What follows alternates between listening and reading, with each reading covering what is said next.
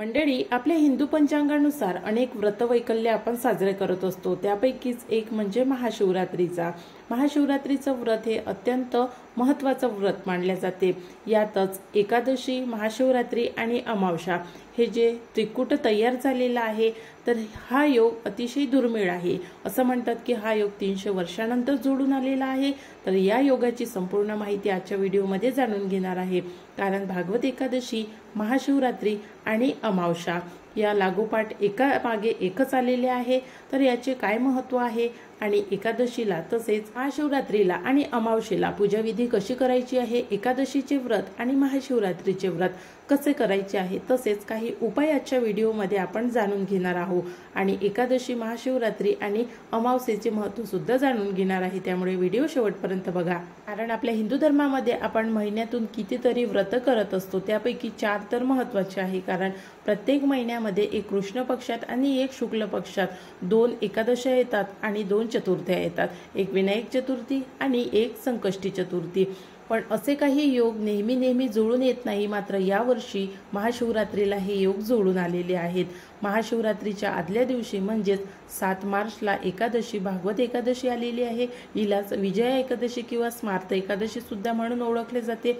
तर 8 मार्चला महाशिवरात्री साजरी होणार आहे आणि 9 मार्चला माघ एकादशी आलेली आहे। तर सर्वात आधी जाणून घेऊया भागवत एकादशीची संपूर्ण माहिती। कारण एकादशीचं व्रत आणि चतुर्थीचं व्रत बऱ्याचशा स्त्रिया करतात आणि महाशिवरात्रीचा उपवास तर स्त्री, पुरुष आणि घरातील समजदार मुलं मुली सुद्धा करतात। तर भागवत एकादशीचं व्रत जे कोणी करत असेल तर अशा लोकांनी एकादशीचा उपवास कधी करावा आणि कधी सोडावा। कारण आपल्याला महाशिवरात्रीच्या दिवशी संपूर्ण दिवसभर आणि रात्रभर उपवास महाशिवरात्रीच्या दिवशी करायचा असतो। तर त्यामुळे भागवत एकादशीचं व्रत आपण संपूर्ण दिवसभर करून रात्रीच्या वेळी उपवास सोडावा। एकादशीचा उपवास जर आपण सकाळच्या वेळी सोडला तर आपल्याला रात्रीच्या वेळी भूक लागेल आणि आपल्याला 2 रात्र उपवाशी राहून एक पूर्ण दिवसभर उपवास घडतो। तर त्यामुळे भागवत एकादशीचं व्रत करते वेळी आपण सकाळी उपवास करावा आणि संध्याकाळी उपवास सोडावा, म्हणजे जेणेकरून आपल्याला महाशिवरात्रीचं व्रत भारी जाणार नाही। आणि जे लोक एकादशीचं व्रत करत नाही तर त्यांनी महाशिवरात्रीचं व्रत करावं। आता लागोपाठ येणाऱ्या तिन्ही तिथ्यांचा मुहूर्त जाणून घेऊया। एकादशी 6 मार्चला सकाळी 6:30 सुरू होईल आणि 7 मार्चला सकाळीच म्हणजे पहाटे 4:13 राहणार आहे।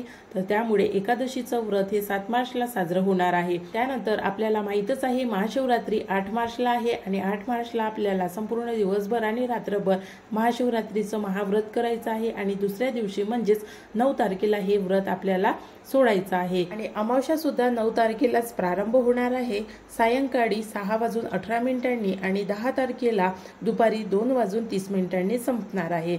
तर ह्या तिन्ही दिवसांच्या तिथ्या आहेत, तर हे त्यांचे प्रारंभ आणि समाप्तीच्या वेळी आहेत।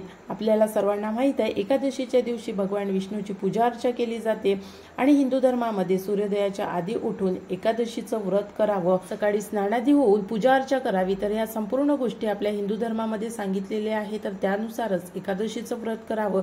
या दिवशी श्रीहरीची म्हणजेच भगवान विष्णूची पूजा अर्चा केली जाते माता लक्ष्मी सोबत। आणि माता लक्ष्मीला प्रसन्न करण्यासाठी तसेच भगवान विष्णूला प्रसन्न करण्यासाठी या दिवशी त्यांच्या आवडीची फुले, त्यांच्या आवडीचे पदार्थ तसेच त्यांना ज्याही गोष्टी आवडतात तर त्या अर्पण केल्या जातात। जसे भगवान विष्णूला तुळस खूप जास्त प्रिय असल्यामुळे एकादशीच्या दिवशी भगवान विष्णूला तुळशीचा हार अर्पण करतात किंवा तुळशीच्या हाराव्यतिरिक्त तुळशीची पाने जरी अर्पण केली, तुळशीची मंजिरे जरी अर्पण केले तरी ते भगवान विष्णूला पावतात। म्हणून भगवान विष्णूची प्रिय वस्तू कोणती असेल तर ती आहे तुळस।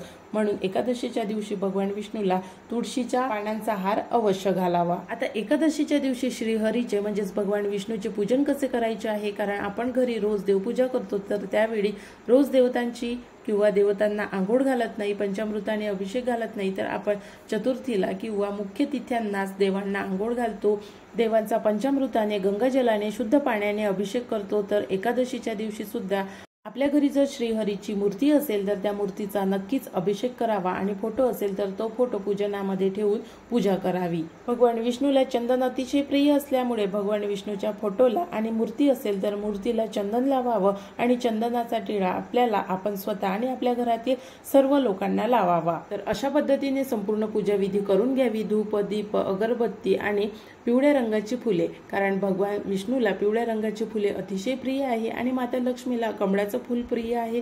तर कमळाचं फूल शक्य झाल्यास अवश्य अर्पण करा, नाहीतर गुलाबाची फुले अर्पण केली तरी चालतील, मात्र श्रीहरीला पिवळ्या रंगाचं एक तरी फूल अर्पण करावं। त्यानंतर ओम नमो भगवते वासुदेवाय नमः या मंत्राचा जाप करावा आणि जो नैवेद्य आपण देवासाठी बनवलेला आहे तर त्या नैवेद्यावर तुळशीची पाने ठेवून तो नैवेद्य देवाला दाखवावा। आणि अशा पद्धतीने आपण संपूर्ण दिवसभर एकादशीचं व्रत करावं आणि त्यानंतर संध्याकाळच्या वेळी हे व्रत सोडावं। त्यानंतरचा दुसरा दिवस आहे महाशिवरात्रीचा। महाशिवरात्रीचं व्रत हे कसं करावं तर याची संपूर्ण माहिती मी मागच्या व्हिडिओमध्ये तुम्हाला दिलेली आहे।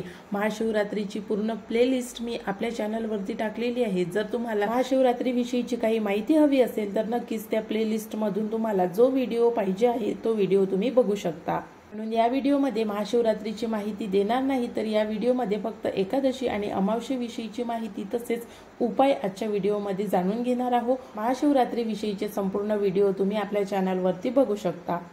अमावस्येचा दिवस आपल्या हिंदू धर्मामध्ये अत्यंत महत्त्वाचा दिवस आहे, कारण या दिवशी असं म्हणतात की हा दिवस पितृंचा दिवस आहे आणि या दिवशी पितृंचे पूजन करावे आणि पितृंचे पूजन हे दक्षिण दिशेला केलं जाते। दक्षिण दिशा ही पितृंची दिशा असल्यामुळे अमावस्येच्या दिवशी दक्षिण दिशेला एक दिवा पितृंच्या नावाने अवश्य लावावा। अमावस्या 9 मार्चला प्रारंभ होणार आहे सायंकाळी 6:18 आणि 10 मार्चला अमावस्या दुपारी 2:30 संपणार आहे। तर त्यामुळे अमावस्येचा जो कालावधी आहे तो 9 आणि 10 या दोन्ही दिवशी आहे। तर आपल्याला दिवा 9 तारखेच्या संध्याकाळी दक्षिण दिशेला लावायचा आहे। दिवा हा चौमुखी दिवा असावा, कारण दक्षिण दिशा ही यमाची दिशा म्हणून सुद्धा ओळखली जाते आणि यमाच्या नावाने हा चौमुखी दिवा लावला जातो। तसेच अमावस्येच्या दिवशी काही दानपुण्य अवश्य करावे आणि आपल्या पितृंना तृप्त करण्यासाठी या दिवशी नदीमध्ये अवश्य जल अर्पण करावे। ज्यांना शक्य होईल त्यांनी नदीमध्ये जाऊन जल अर्पण करावे, नाहीतर मग आपल्या घरीच दक्षिण दिशेला जल अर्पण करावे। त्यासोबतच अमावस्येच्या दिवशी एक उपाय अवश्य करायचा आहे। उपाय असा आहे, अतिशय साधा आहे। आपल्या घरामध्ये बनणारी पहिली भाकरी, मग ते भाकरी असो किंवा पोळी असो, जेही अन्न आपल्या घरामध्ये बनते तर ते आपल्याला सर्वात आधी कुत्र्याला, गाईला किंवा मग कावड्यांना खाऊ घालायचं आहे। त्यामुळे पितृशांती तर होतेच, पण काही ग्रहांची सुद्धा शांती होते। त्यामुळे आपल्याला जर आपल्या कामामध्ये कोणत्या अडचणी येत असतील तर त्या अडचणी दूर करण्यासाठी हे उपाय आहेत, जे उपाय 100% काम करतात। त्यानंतरचा उपाय आपल्याला एकादशीच्या दिवशी करायचा आहे। आपल्या घरातील जेही पिवळ्या रंगाचे धान्य असेल तर ते धान्य पिवळ्या रंगाच्या कापडामध्ये, मग तो कापड कॉटनचा असेल किंवा रेशीम असेल तर रेशीमचा किंवा कॉटन कापडामध्ये ती पिवळ्या रंगाची धान्य हे 9 प्रकारचे असावे आणि प्रत्येक धान्याची एक मूठ घेऊन ते आपल्याला त्या कापडामध्ये बांधायचं आहे। कापडामध्ये बांधल्यानंतर त्यावर हळद, कुंकू आणि अक्षता वाहून पिवळ्या रंगाचं फूल घ्यावं आणि ते भगवान विष्णूच्या मंदिरामध्ये जाऊन तिथे अर्पण कराव्यात। तर या उपायामुळे आपल्या घरामध्ये सुख, शांती, समृद्धी नांदण्यास मदत होते। तसेच धनप्राप्तीसाठी हा उपाय खूप फायदेशीर ठरतो। त्यानंतरचा उपाय एकादशीच्या दिवशी आणि अमावस्येच्या दिवशी दोन्ही दिवशी करायचा आहे। तर उपाय हा आपल्याला पिंपळाच्या झाडाखाली चौमुखी दिवा अमावस्येच्या दिवशी लावायचा आहे, तर एकमुखी दिवा हा एकादशीच्या दिवशी लावायचा आहे। एकादशीच्या दिवशी तुपाचा दिवा लावावा, तर अमावस्येच्या दिवशी तिळाच्या तेलाचा दिवा संध्याकाळच्या वेळी पिंपळाच्या झाडाखाली लावावा। त्यानंतरचा उपाय महाशिवरात्रीला करायचा आहे। कणकेचे 11 दिवे महाशिवरात्रीच्या दिवशी आपल्याला बनवायचे आहे। दिवे हे रात्रीच्या वेळीच लावायचे आहे। दिवे कधी लावायचे आहे तर रात्री 12 वाजता हे दिवे आपल्याला लावायचे आहे आणि आपल्याला जागरण करायचं आहे।